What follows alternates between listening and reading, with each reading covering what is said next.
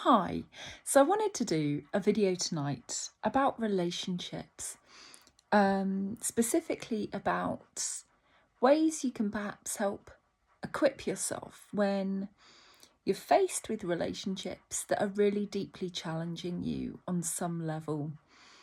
And it could be for a variety of different reasons. Maybe you've noticed there's a pattern of behaviour in your partners that's really challenging you. Maybe you're in relationships that are not what you want them to be. Maybe you're sort of stuck in limbo-like situations and you're not where you want to be. Maybe you're just with partners who are a bit crazy making for a variety of different reasons. And maybe you find yourself treading on eggshells or having to develop strategies to manage their behaviour. So it's going to be looking at various different issues, only a little bit. It's going to be more focused on how you can move forward and how you can seek to find clarity and how you can start transforming the world outside of you through making changes within. So this is going to be predominantly about spiritual matters and how when you start changing yourself, your outer world can change. So that's the angle I'm going to have when I'm making this video. I'm not in any way a therapist or anything like that. And obviously, if you need help, if you're in a really dangerous situation or a really bad situation, please do seek help for that and make sure that you get safe as much as you can. And this video isn't going to cover any sort of dark personality types. If you're in a relationship with one of the sort of darker personality types, narcissists, sociopaths, psychopaths, things like that, obviously make sure you're safe if you can be. Get the help that you need. This isn't going to cover any of those disorders, but if you need to look into them in any way, there's Dr. Karen Mitchell on X is a good resource. She's doing a whole bunch of research now into them and sort of groups them together as one group. There's plenty of other resources on YouTube as well. Mainly perhaps the ones I know of are for narcissistic behaviour. So people like Richard Grannon, Dr. Romani, Dr. Sam Vakim, people like that. Although some of these people, Dr. Sam Vakim, I think also looks at psychopathy. And then there's also Dr. Todd Grande as well. There's probably heaps of other people too that I haven't mentioned. But do equip yourself and do appreciate that these are some of the most difficult people and that they likely won't change, So as I say, if you're in a relationship with one of those people, please do seek help. I would suggest seeking therapy and getting yourself as safe as possible, getting yourself out of the situation, where you can as well, where possible. So yeah, this isn't going to be looking at that, but there are other personality types too that can also create very dramatic scenarios, very difficult scenarios, where people can have all sorts of crazy making behaviour, for example. And sometimes it can be because they're trying to fill a void within. Maybe there's a lot of fear, there's a lot that's unhealed within them. Or they've just got perhaps other disorders and problems going on. But if you're in a relationship with someone like that, you're going to be possibly a bit drained, possibly a bit depleted, possibly not thinking straight, possibly not able to see the wood for the trees. And so you might be struggling a little bit to gain clarity. Now, this video isn't going to be trying to give you advice on what to do about the situation. You're going to be able to access answers within yourself eventually. You will know the right way forward eventually. I can't do that for you. As I say, I'm not a therapist. I don't know anyone's situation. I can't possibly give that sort of advice. But what I can do is look at ways to help equip you, if needs be, so that you become stronger, more authentic, more aligned with who you are on a spiritual level. And then you can bring that into your relationship with others. And as you transform your inner world, your outer world will change accordingly. It's just the way it's going to be, because basically I look at things through a spiritual lens, and as above, so below, and as within, so without. And I believe that our relationships around us do tend to reflect aspects of our personality and aspects of who we are inside and what we're projecting outside as well. And that there's all sorts of lessons involved sometimes for a karmic reason, sometimes, you know, just for our own soul's growth in this lifetime. So who you are on the inside and how you're showing up to the relationship is also going to be important. And how much self-awareness you bring to bear is also going to be important. So I'll be talking a little bit about meditation as a tool to help you gain that self-awareness as well. So really, although we're talking about external issues to you, maybe you're really struggling to find clarity. You're really struggling because you maybe, as I say, maybe you've had a series of unsatisfactory relationships, or maybe you've just got the one very, very challenging relationship at the moment and you're trying to find that clarity. But I'm going to be looking at you. You can't change the person around you, but you can grow stronger and more aligned with yourself to find that clarity within, so that you know the right steps to take eventually. So that's the purpose of this video, and that's what I'm going to be talking about. So if that resonates with you on any level, that's amazing. Grab a coffee, pull up a chair, and we'll see how this goes. So firstly then, right off the bat, I'm going to say that I recommend a book to anybody in a relationship that they're struggling with. And the book is going to be called, it's called Love, An Inner Connection. And it's by a lady called Carol K. Anthony. It's available on Amazon. I'm not affiliated in any way with this, or it's available on Amazon either to download on, you know, Kindle or whatever device, and also as a paperback book. And I think it's an amazing book because it has echoes of what I'm talking about already. As you change yourself and as you become more aligned with who you are, on a soul level, at a really authentic level, your outer world is going to reflect that as you bring more awareness to bear into your own psyche, your own shadow side, your own subconscious mind, perhaps motivations and parts of you that maybe you're avoiding, or maybe you're just not that aware of, you know. As you bring more awareness to light on those parts of you, you're going to be stepping more into a bit more authenticity with who you are on a sort of soul level. That book is amazing. It looks at the I Ching. It looks at relationships through the lens of Eastern philosophy and the I Ching. And she looks at things through the perspective of when you meet someone significant for a romantic relationship, very often there's just a sense of knowing without knowing. You get an intuition, you know, everyone does. You get a sense that this is your person. This is a really significant person sometimes. If you meet someone, and especially if you have a huge bond with someone, especially if you've got past life connections, or if they're your twin flame and things like that. There can be a really inexplicable pull towards somebody, and your heart knows it. Your heart knows it straight away. Your soul knows it straight away. It's just your logical mind trying to catch up. Your ego sense of self is now panicking a bit, perhaps a bit destabilized, trying to catch up, work out, categorize, deal with, you know. And it's the ego distortions that are the problem. As she says, you know, this initial connection is very pure. It's very lovely.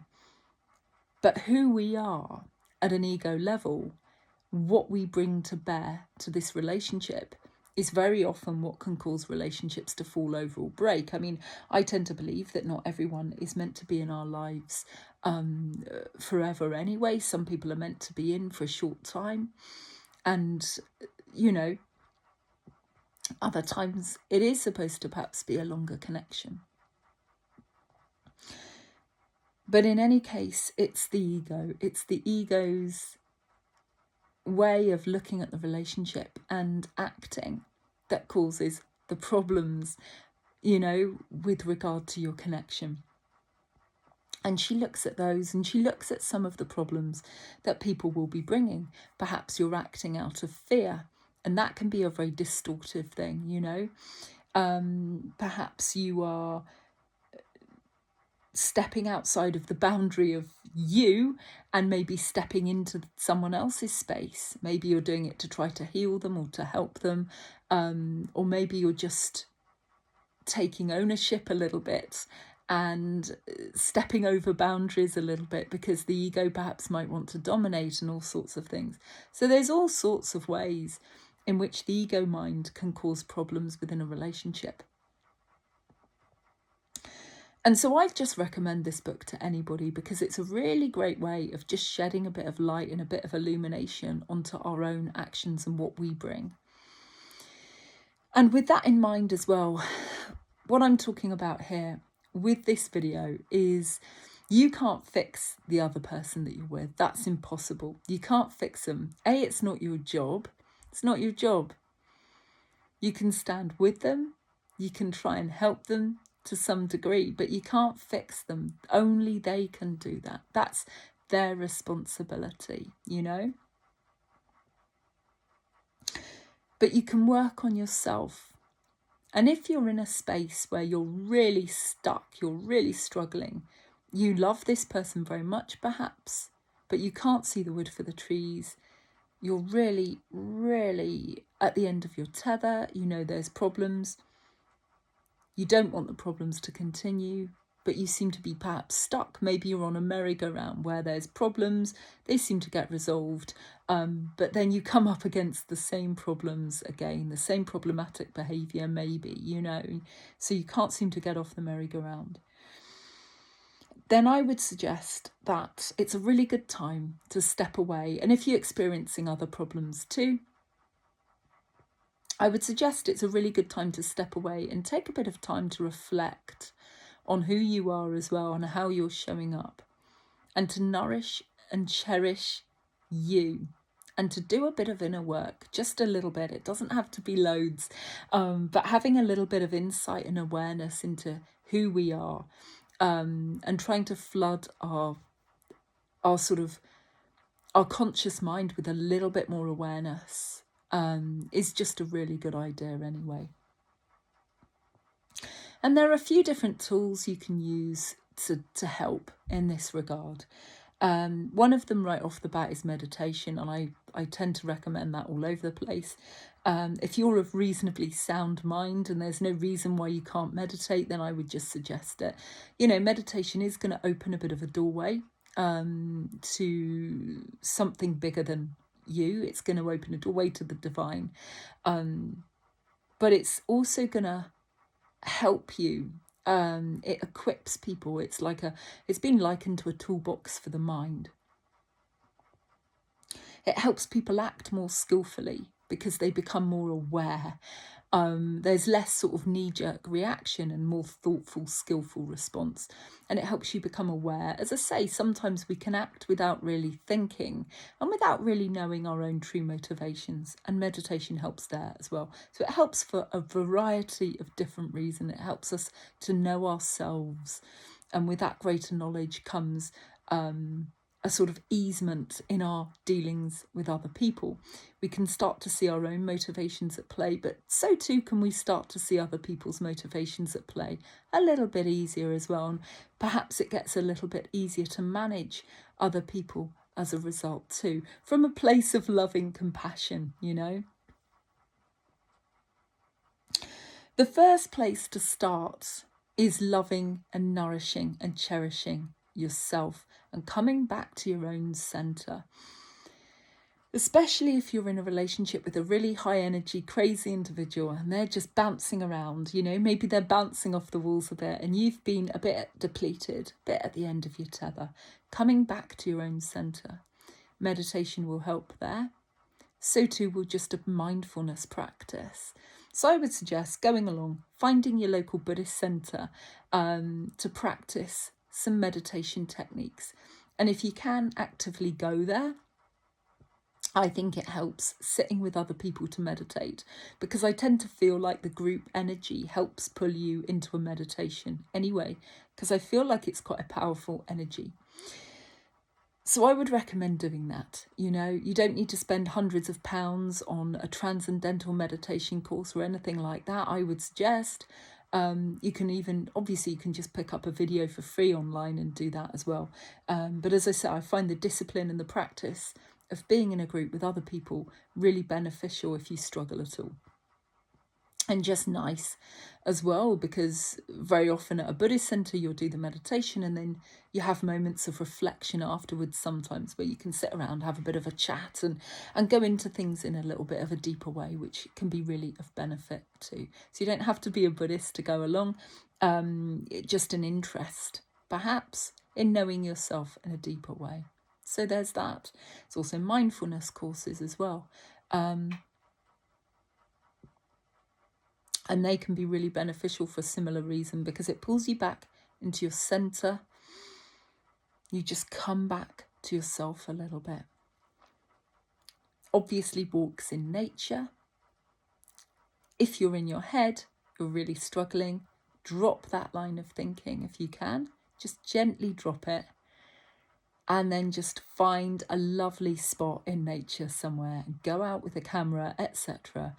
and just walk and just be present in nature. Try not to allow your mind to ruminate on anything too much of a struggle to do with the relationship, but try and just be present and notice. Notice the little things, notice the bird song, notice squirrels, notice how it makes you feel and things like this. And just try and be present with that. It doesn't have to be for long, but it does have to be a thing, even if you can only manage it once a week, because being in nature, I believe, is really powerfully healing. Really is a very healing thing, just of itself. You know, you don't really have to do very much, as I say, apart from just be a little bit present there. Doing other activities too, so swimming, walking, going to the gym, things like that, which help take you out of your mind a little bit and into your body. I think, you know, having a massage, things like this as well, things that just take you out of all of that chatter of the mind can be really helpful, because it's useful sometimes to think about a problem and then you can overthink it and just get tangled in your mind. And when you go into that place and you've lost perspective, that's when you're in danger of perhaps making the bad decisions, because you can't see straight anymore. So all of these practices are going to lead you back to coming back to your own centre of being, and just help you to just be present, mindful, slow down a little bit, come out of your mind a little bit. Really powerful, really simple practices, but quite powerful effects. To that end, another one I'd recommend is deep belly breathing. So when you breathe, maybe make it a practice once a day. So maybe when you first wake up in the morning, just breathe into your belly really deeply, hold it, and then exhale quite slowly. And then if you do that, maybe, I don't know, 5 to 10 times, maybe once a day, maybe twice a day, that helps because, and especially if you suffer from anxiety or anything like that, it can help because it activates the parasympathetic nervous system. That is, it gets you out of your fight, flight, freeze, gets you out of all of the sort of panicky thinking and all of that, and just takes your body into a place where your body just relaxes and your body can just take that breath and just let go a little bit and just be a bit more relaxed. So that again is quite a helpful thing. It's hard to meditate. It is hard to meditate. Everybody struggles with it. So if you are, you're not alone. You know, you're really not alone. They don't call it the monkey mind for no reason. It's really, really hard. I went on a 2-week meditation retreat once, and for the first 2 solid days, bearing in mind I was meditating for around 4 hours a day, I think the actual retreat, it was supposed to be about 5 to 6 hours, but I couldn't manage all of them. So I did around 4 hours a day. And for the first 2 solid days, I could not meditate, not at all, not one bit. And bear in mind, before that, I'd been along to my local Buddhist centre and I'd been meditating very happily once a week. Thought I was okay, thought I could meditate, no problem at all. Turned up to this place, couldn't bloody do it, not once. And it was over the Christmas period as well. This is going back some years now. Probably it was around 2012. It was a really transformative year, 2012. Went on a few different retreats then. So I went over to the course leader and I was like, can't meditate, haven't been able to do it at all. Should I be staying? Is this going to be, should I think about going? And they just looked at me and they went, and this too shall pass. They said, don't worry. They said, don't try so hard, maybe just relax, see how you go. And I was like, well, fair enough. I'm here now. I might as well just, even if I'm just sitting peacefully, that's probably still going to have a beneficial effect on my body, right? So I went back, and maybe because I stopped trying and I just relaxed and I fell accidentally into meditation. I was so happy and I was like, woohoo, I'm meditating, and then popped back out again. But I was then able to get back into the meditation state, which made me very, very happy. And so for the rest of the retreat, it was fine. But it is really hard. You will find your mind goes into all sorts of weird chatter, all very mundane chatter. Doesn't really matter. It just pops off. The thing to do when it does is be gentle with yourself. Gently coax your thoughts back. Coax them and get rid of them. Gently come back to whatever it is you're focusing on in order to meditate, whether it's the breath, whether it's a visualization, heart-centered visualization, or something like this. Having a fight with yourself is no good. And I learned this the hard way then, because I think I was just really fighting with my mind. And you can't do that. It's no good. Just coax the mind back very gently and be patient with yourself. It can take time. But once you get it, once you're there and you'll realise the benefit of it straight away. This greater space opens up, which is lovely. So nice. So yeah, recommend it. Definitely recommend it. Other things to do. So while you're doing this, that's going to help bring a little bit more peace of mind to you on a day-to-day basis. Okay, you might not find any answers yet, but if you start doing practices like this for a couple of weeks, you're going to start to find that a bit of space opens up within you, just a bit of peace. And once you find that peace within, you'll get more centered within yourself. Your mind can just calm a little bit. You'll stop wildly looking around for answers and seeing none and going around the same merry-go-round, You just get off the merry-go-round for a second to just be with yourself, be with these practices, be with a bit of mindfulness. So other things to do then. What I would suggest is, because being in the mind, overthinking, all of that is no good. So what I would suggest is journaling, okay? Grab a beautiful journal and maybe do some morning pages. Some morning pages are the idea of a lady called Julia Cameron, who wrote The Artist's Way. Basically, the idea is you write stream of consciousness stuff in the morning. It isn't an essay. It isn't going to be shown to anybody else. It doesn't have to make any sense at all. But you literally switch your mind off and you just write. And you write whatever comes. You just allow whatever comes to come out. It could be about shopping. It could be about your work. It could be about a dream you had. It could literally be anything. It doesn't have to make sense. It can jump from subject to subject. It could even just be meandering of the mind. It could be lunacy. Doesn't matter. But I think the idea of it is that A, it's a way to just get thoughts out of your head and onto a page. And B, I also like to think that it's a way of tapping in to some more feminine principles within you, a bit more intuition, you know? Especially if you're very busy, in your job and day-to-day stuff, and you're projected out there, your energy is projected outside your body all the time. You don't have much time to go within and all the rest of it, which is why meditation and mindfulness are so very good. But also things like this, bit of journaling can help just start to scrape away a little bit at the unconscious, I suppose. And maybe after a while, you might find that thoughts and feelings get revealed a little that maybe you weren't even aware of, you know? So that could be an idea as well. While you're there, I think writing things down can help clarify thoughts and feelings as well. So I would think maybe write down some of the key points in your relationship that are troubling you.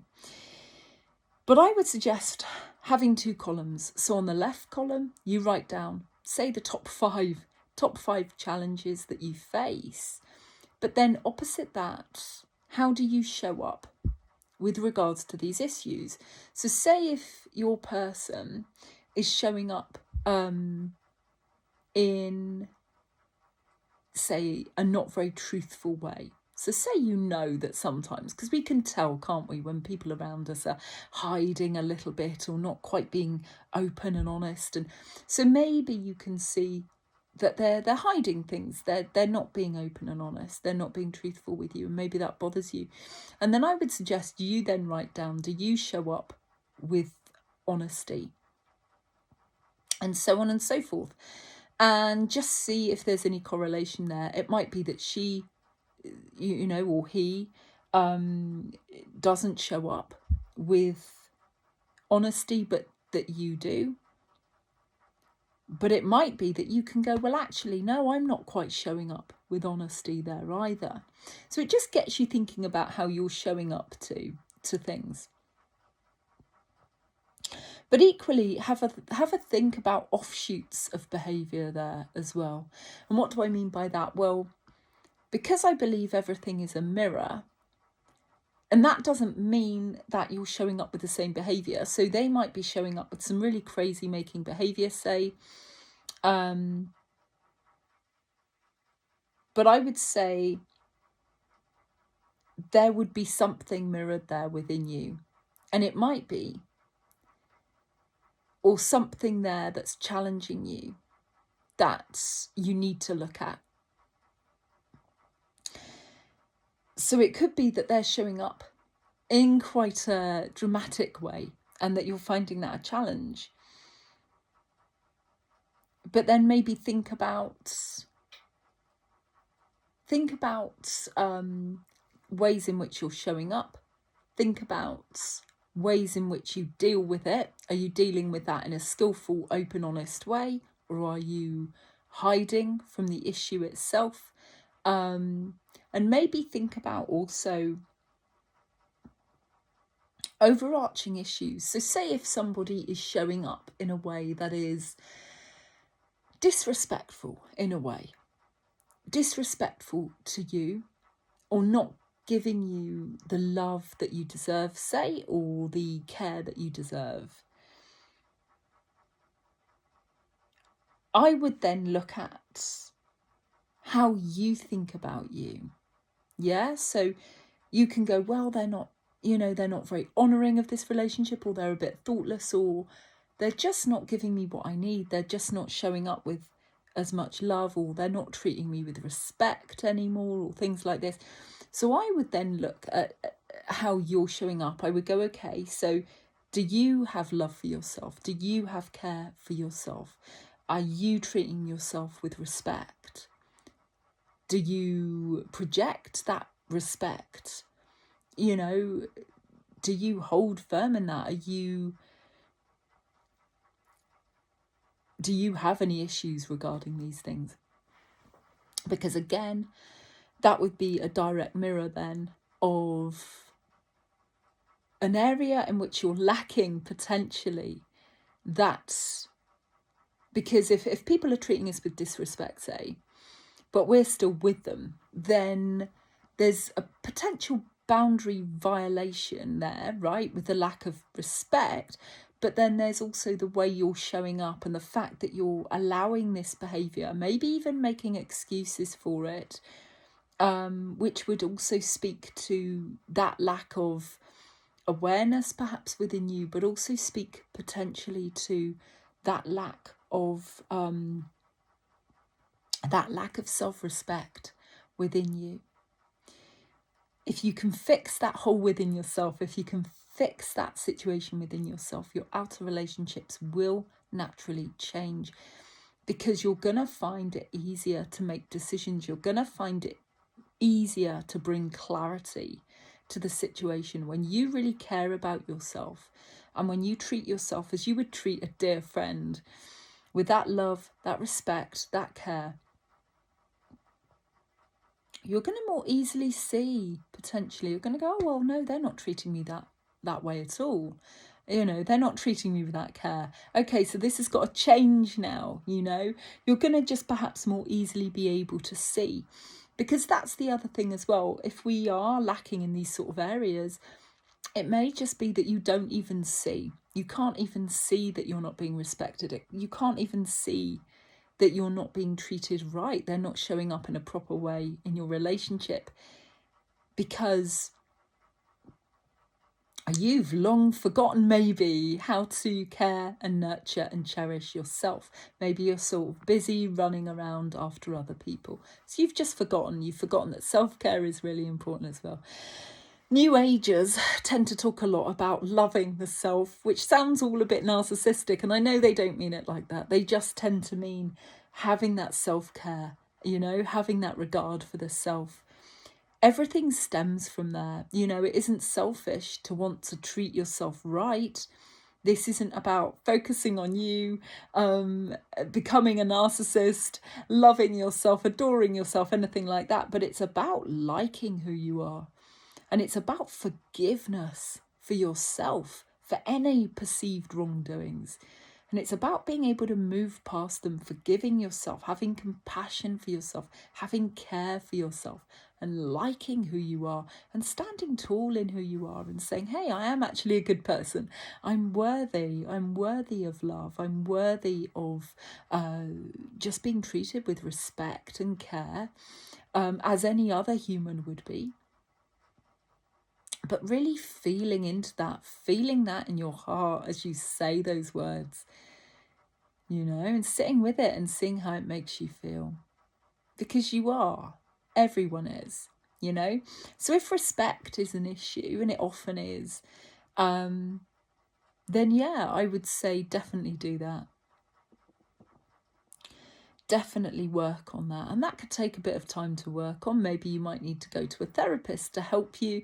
Maybe you need to go to a hypnotherapist. Maybe you just need to watch some visualizations on YouTube, listen to some frequency healings, or go along to an alternative healer.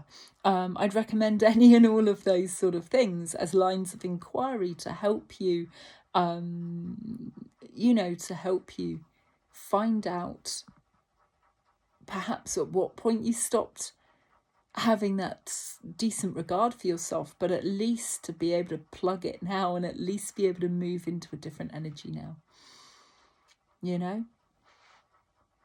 And that's just one area. So when you write down your list and you write down ways in which they're not showing up how you would like them to, and you're writing out how that corresponds with you, are you showing up well in these areas?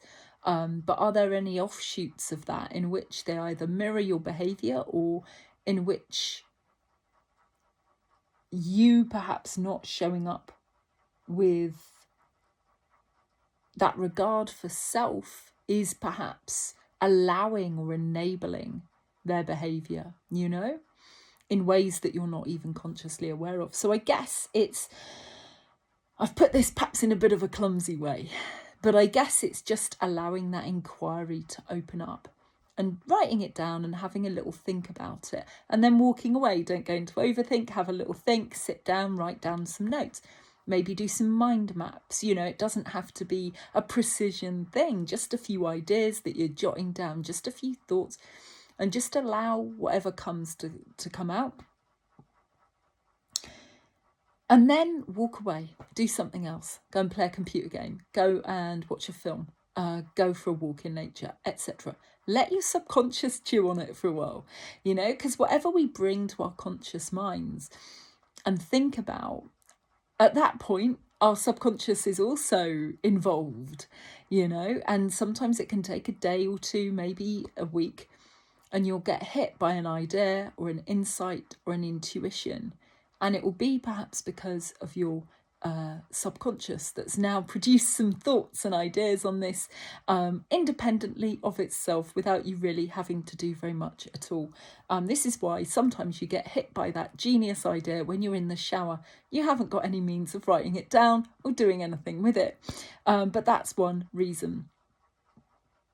But also, of course, if you do and are able to start a meditation practice, then you're going to be getting ideas straight from source as well. You're going to be tuning in to your own spirit guides, maybe, or to God's energy. You know, that doesn't mean you're going to be like, there's going to be massive downloads at all times or anything like that. Well, there can be for some people, you know, we're all on different journeys. But for most of us, it doesn't mean that. It might mean that you just open up a space. There's just space. And eventually greater clarity will come to you. And that's good enough, right? That's amazing in and of itself. But for other people, it might be that they're now opening a doorway to something a lot more intuitive, and that intuition starts playing a bit more of a role, and that you do start to get flashes of insight and intuition. And intuition is that knowing without knowing. It's just that knowing. You suddenly know something. There's no logical reason for you to know this. There's absolutely nothing to go on concrete that's going to, so it's going to drive your mind crazy, but you just know, you know. So ultimately, it's the work that you do on yourself that will start to transform your world. It really will, you know. So it's however much work you want to put in, however much work, however deep you want to go, you'll start seeing the answers, you'll start seeing greater clarity, just because you're showing up with that greater self-care, self-awareness. It's gonna have an effect. And to that end, I think as well, adding in a bit about authenticity as well. We can all hide a little bit out of fear.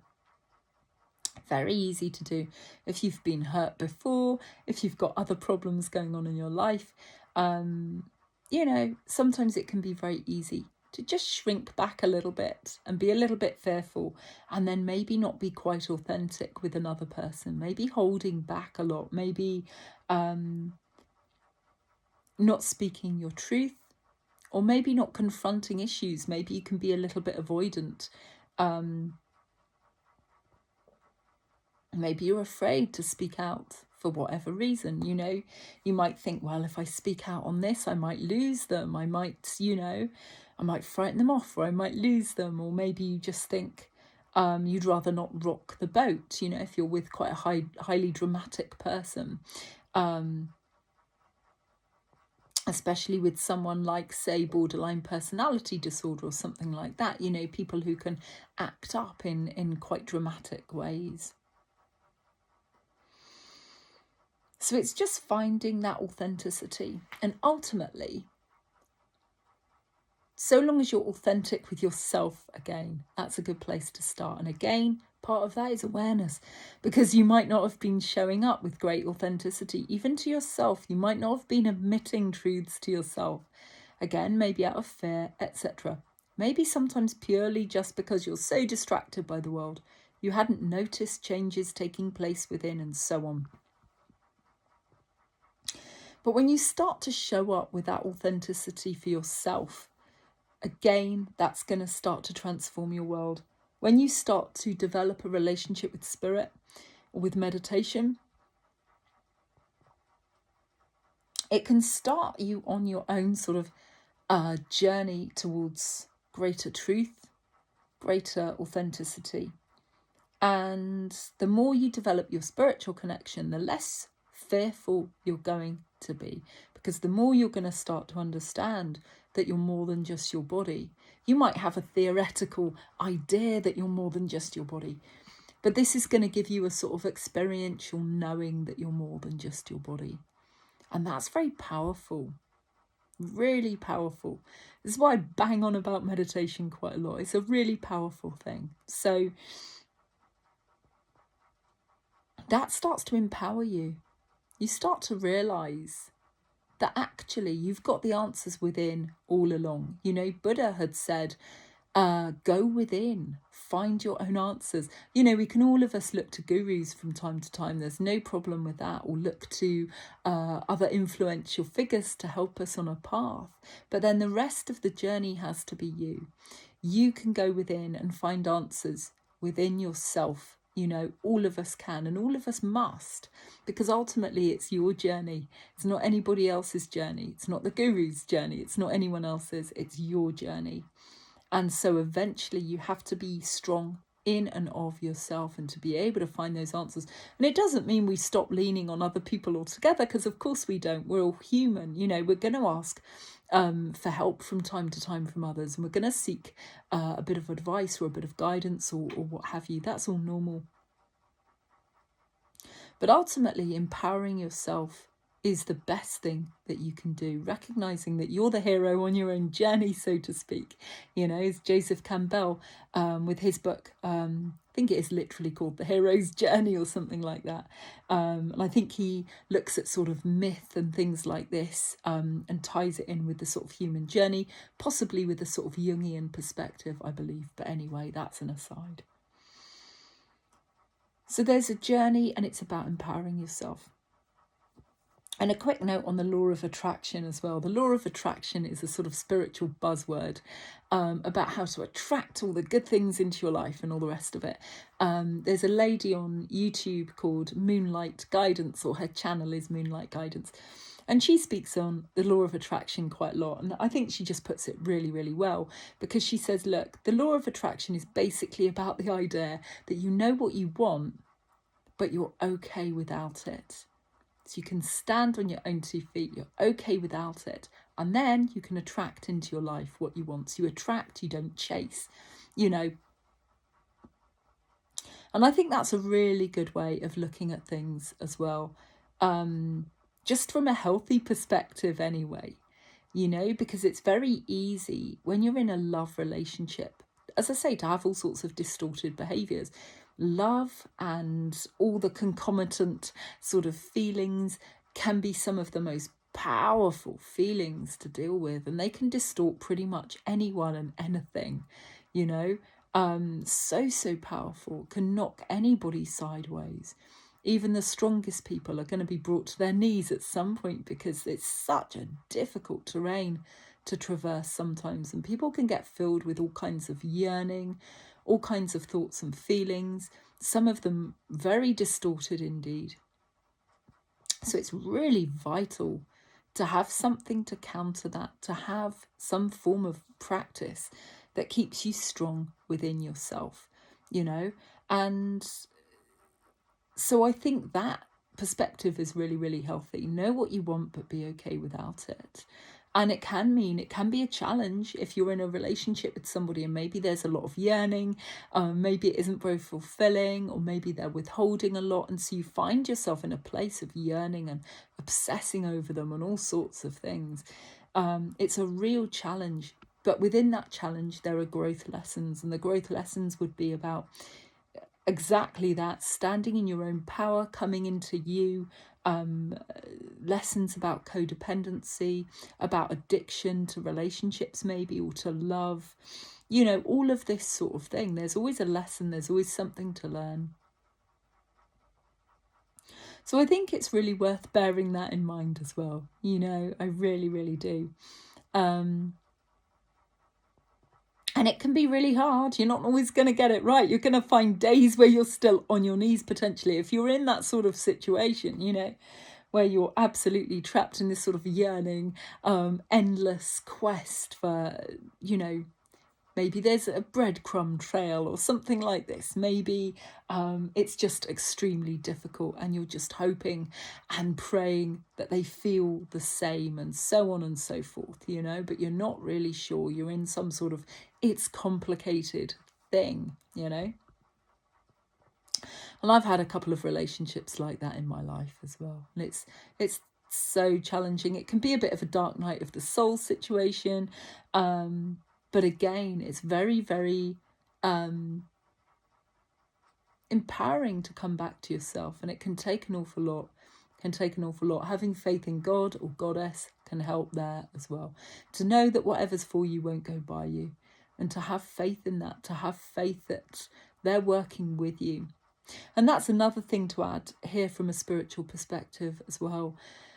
Know that life is happening for you, not to you. That's a big one, right? It's really hard when all the shit's hitting the fan. You're having a really shit day. Everything is going wrong that can go wrong.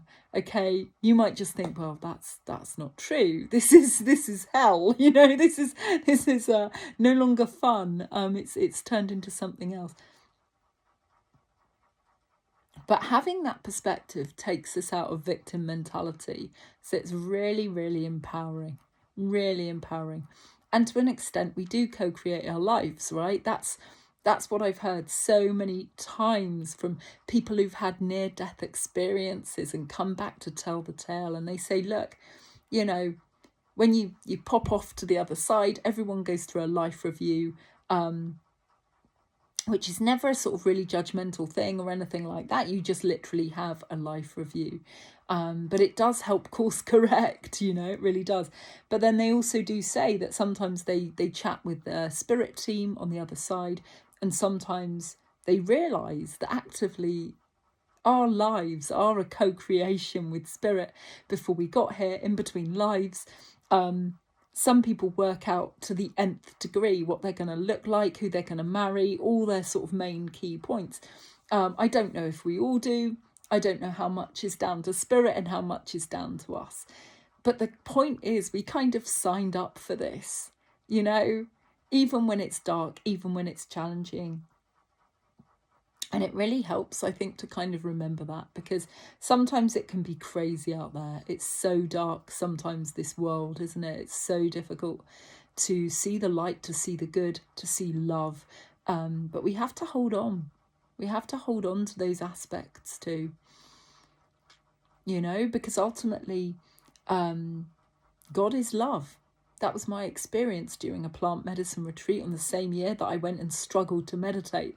I had an experience of oneness, and what happened was my ego just dissolved and my consciousness merged. Well, perhaps it always had merged. It's the ego that serves as the barrier between the doors of perception, as it were, you know. But I just got literally dissolved into this greater sea of bliss, and it was insane. You know, it was like sticking your fingers into an electric socket. For God's sake, no one ever do that. But you get the idea. You're filled full of electricity. It's too much for your body to contain. You know, it's this vast, vast sea of loving bliss. And it's there with us all the time. It's only our minds that serve as a barrier between that. If you want to read a bit more about that, there's a lady called Jill Bolt Taylor who wrote a book called My Stroke of Insight, and she did a TED Talk on it as well, which is really, really great. So I'd recommend going along to TED Talks and having a look at that. It's on YouTube as well, I think. And literally she talks about how she was having a stroke. She just happened to be a neuroscientist, I believe, who had a stroke. And as she had her stroke, she oscillated between her left hemisphere of her brain, the logical, the rational, and the right hemisphere of her brain, the creative, the intuitive. And when she was in the left side, and she was there going, right, okay, I've got to do something. I think I'm having a stroke. I think I need to call a friend. I need to call an ambulance, da, da, da, da, da. And then she'd pop out of that and dissolve into the sea of love, in her right hemisphere of her brain. And she was like, oh my God, everything's just love. This is amazing. And she'd be there for a few hours and then she'd pop back, or it felt like a few hours, you know, and then she'd sort of pop back into the left hemisphere and be like, right, okay, calling an ambulance now, let's do this. And you know, obviously eventually she was able to call somebody and you know, get the help she needed, and she's fine now, you know, giving that talk on TED Talks. It's fascinating, and it sort of kind of backs up this idea of oneness, this bliss, that, you know, our minds literally serve as a barrier between us and this loving sea of bliss. And I'm pretty sure that's why Buddha allegedly laughed when he became enlightened, you know, because after all the struggle to meditate, all the struggles that humans go to try to discover this, whether you're, you know, whether whirling dervishes or plant medicine or some sort of you know, fasting for days or a sweat lodge, or God knows the practices that humans have undertook for millennia to try to discover this. And it's such a struggle, isn't it, sometimes? And then to just, when you discover it and the ease of it, and the beauty of it and the enormity of it, this glorious sense that actually God is just love, this loving consciousness. We're all in it all the time. We just don't know, you know? It's like the ultimate cosmic joke and it's on us, you know? But I add that because whatever struggle you're going through, however difficult, however dark, that's the underlying core nature of things. And I wouldn't ask you to take my word for it, but if you just try a little bit of meditation, it will help take you there, help give you these flashes of realization. It will help strengthen who you are within yourself so you can withstand a little bit more when the shit hits the fan, when things get difficult, when you get battered a little bit by life, as we all do, one way or the other. But the deeper your spiritual practice, the deeper that connection, the more you'll be helped. The more you'll be helped, the more you'll be able to go within and keep a sort of core part of you strong, even when you're being battered a little bit, blown about a little bit by life, you know. And obviously having good practices in other areas of your life too. So make sure you're sleeping right, make sure you're eating the right sort of foods. If you're overeating or you're drinking too much, just pulling those energies back a little bit. Again, meditation helps with all that because it helps you have more awareness again as to what you're doing, what you're ingesting.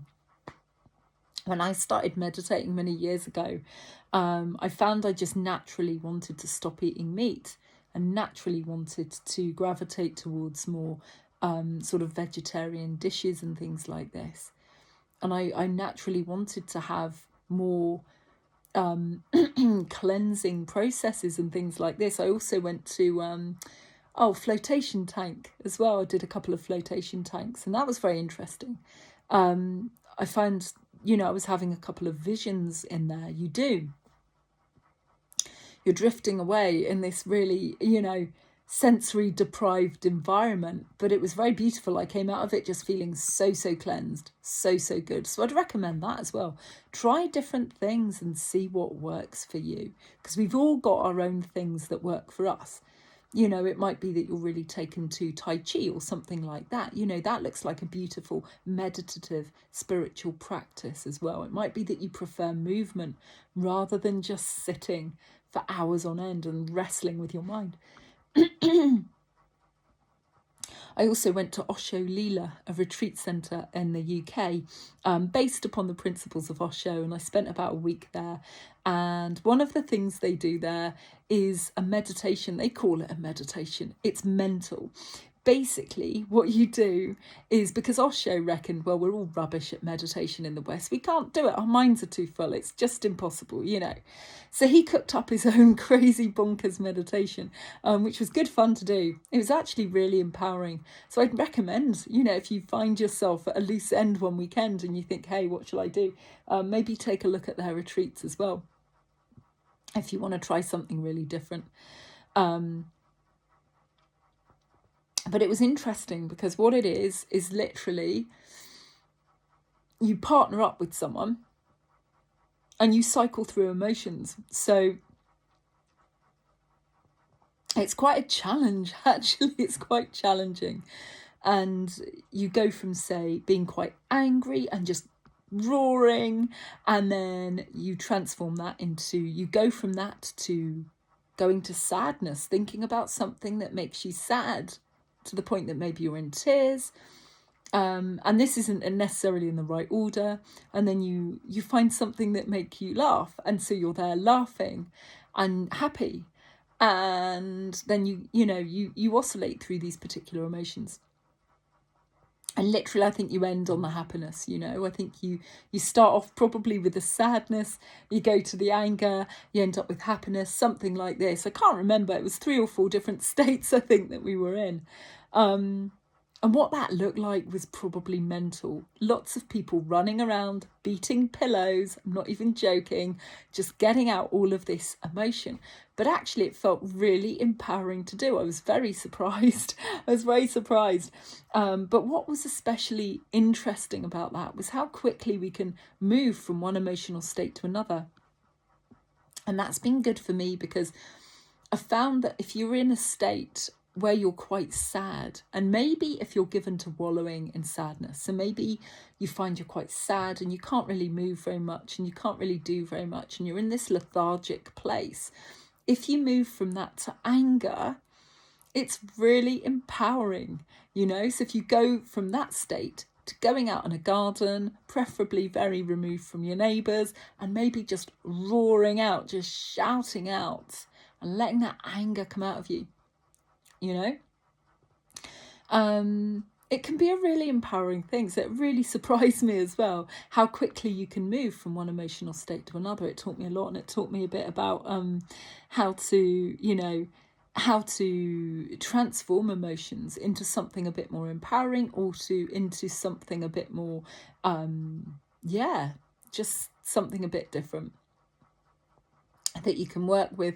And that doesn't mean, if you need to grieve something, you have to go through that. It doesn't mean that should be your default response to everything. Of course it shouldn't.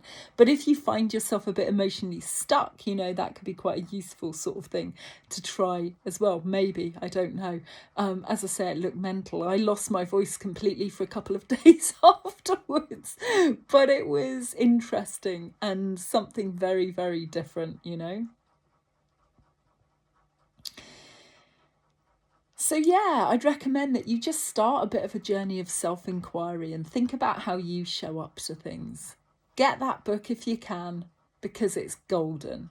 And it'll talk to you about ego distortion, as I say, which is just golden. It's just so useful.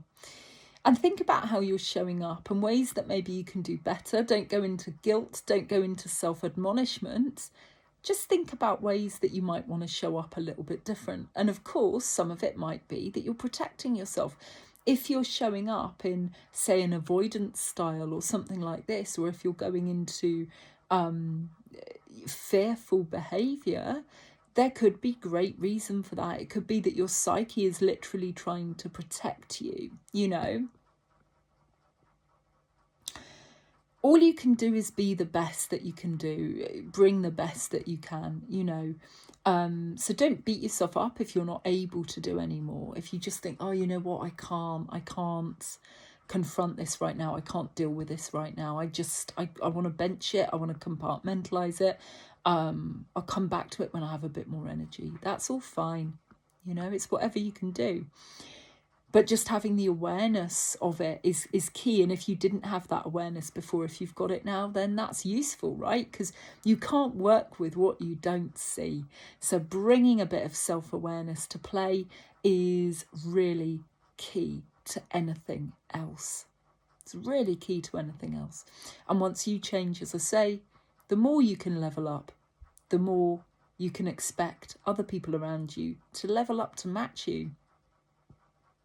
Even if they don't, it's really important to say that at no point you should be putting up with behaviour that's disrespectful. At no point, at no point should you be doing that.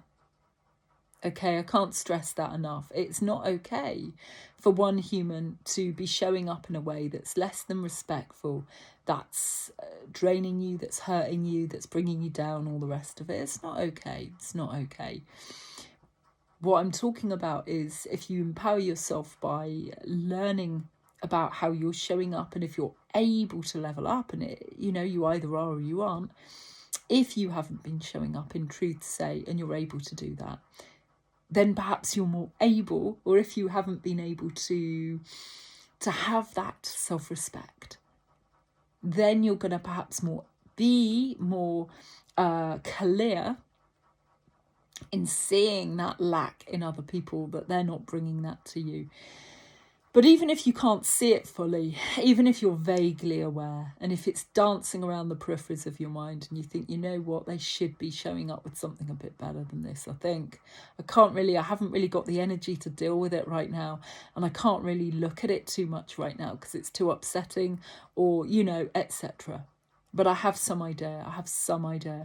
The glimmer of awareness is there, well, then that's a start. That's a start. And you might need help from other people. I'd suggest as well talking to, say, childhood friends, because they're the people that know you the best, and having a chat to them about it all and see what they say. Find the most salt of the earth friends that you have and tell them everything, and just say, hey, what would your advice be for a bit of a stir? What do you think? And just see what they say. And it might be that to start with, it's difficult truths. It might be too difficult for you to do anything about. It might be that their advice is quite strong and maybe you're not quite ready to hear it. But it might also be that the advice isn't quite right for you. As I say, only you can work it out and only you can decide. Who knows? You might reach a point where you decide that, okay, I'm not putting up with this behaviour anymore, but you talk to your partner frankly about it, and it might be that they're horrified. Maybe they hadn't quite realised the impact they were having on you, and maybe they agree to couples counselling. Who knows? If you haven't had that, line of inquiry with your partner yet, then that could be a thought as well. There's all sorts of things to explore, and it might be that they can level up and bring you that behaviour that you need. And that actually all you needed to do was simply voice it with them and talk about it with them and acknowledge it. Verbally acknowledging something, talking about it, bringing it out into the open in itself can be quite an empowering thing to do, because it drags an issue out into the light of day from the dark shadows. If you haven't had this talk with someone already, it can be quite an empowering thing, and it can really bring a new insight to bear on the whole relationship and alter things in that regard too. So this doesn't necessarily have to be about should you stay or should you go. It could be about, can you change together as a couple as well? What do you want to see going forward? Write all that down too. What do you want to see going forward in your relationship? Do you want to see healthier communication? Do you want to see a more loving engagement style? Can they work on these things, So there's all sorts of things to consider, But as I say, you can't change them. Only they can do that. But you can work on yourself, making yourself stronger, giving yourself a bit of insight into who you are, and making sure that you treat yourself as you would treat a dear friend. And if you start down this route, I think it's going to be a little bit empowering enough that after a couple of months, maybe not even that long, who knows, you might start to gain a bit of clarity, a bit of insight, a bit of wisdom as to what sort of direction to take. And you might find a bit of inner peace as well. Even if you don't have that clarity yet, you might just have a bit of inner peace, and you might find that you're a bit stronger at sitting in that discomfort for a while and staying with it and trusting that answers will come, because answers will come eventually. Answers will come. You will go from darkness to light. At the moment, if you're, as I say, you're not in that state of clarity yet, But doing the work on yourself gently, with compassion, with love, being out in nature, being in more healthy environments, nourishing yourself, and eventually trusting that you hold it all within. You hold the key. You hold the key. Nobody else does. You do. And you'll be fine. You're going to be fine. You've got this. And you will find the answers you need. You know? And take this as a bit of a lesson as well, maybe. And like, I don't mean that in like, you know, a serious way, but what I mean is, what can you learn? What can you learn if you think that this is a co-creation? This life is a co-creation with God, with Goddess, to some degree. What can you learn from this? What can you take from this that's positive, that's constructive, you know, in moving forward? And just see what comes, and see how your dreams go as well. Maybe keep a dream journal too, because dreams can be a very powerful way of connecting with what our subconscious mind is cooking up. And what you'll find is, if you don't normally study dreams, but if you start to, you'll find that dream symbols tend to be sort of archetypal. They tend to be universal. If you have anxiety about a particular thing, there's the sort of known falling dreams and things like this. We all have similar dreams with regard to different anxiety-inducing sort of elements of our lives and things like this. So keep a dream journal, and just, you know, you can Google what it can mean, but have a little think about what it means in relation to you as well, because sometimes the meaning is going to differ a little bit, and just see what your intuition says too. You can have a bit of fun with it. So you can write down your dream. You can take a look at the sort of Google standard interpretation of what happened. But then you can always just have a little go at interpreting it yourself from a more intuitive standpoint, and just see what comes out with regards to whatever thorny situations you've got in your life, etc., you know. So yeah, I think that'll do it for today. I've gone on for quite a long time. But as I say, I've had my own fair share of difficulties in relationships. I think I said that at the beginning of the video. I might have done, I might not have done. And because, as I say, I view everything from this sort of spiritual, holistic angle, that's why I tend to look at least working on yourself and starting from there. So hopefully there's been some useful things in here. Yeah, trust that answers will come. Trust that they will come. So yeah, that's going to do it for today.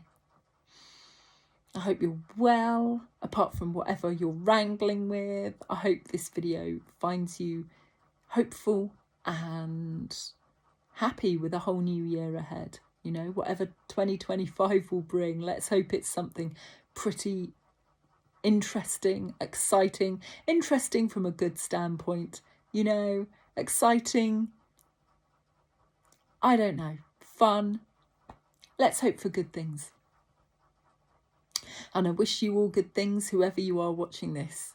And I hope that you find the clarity within that you need to make whatever decisions that you need to make. And I wish you every happiness in your relationships going forward.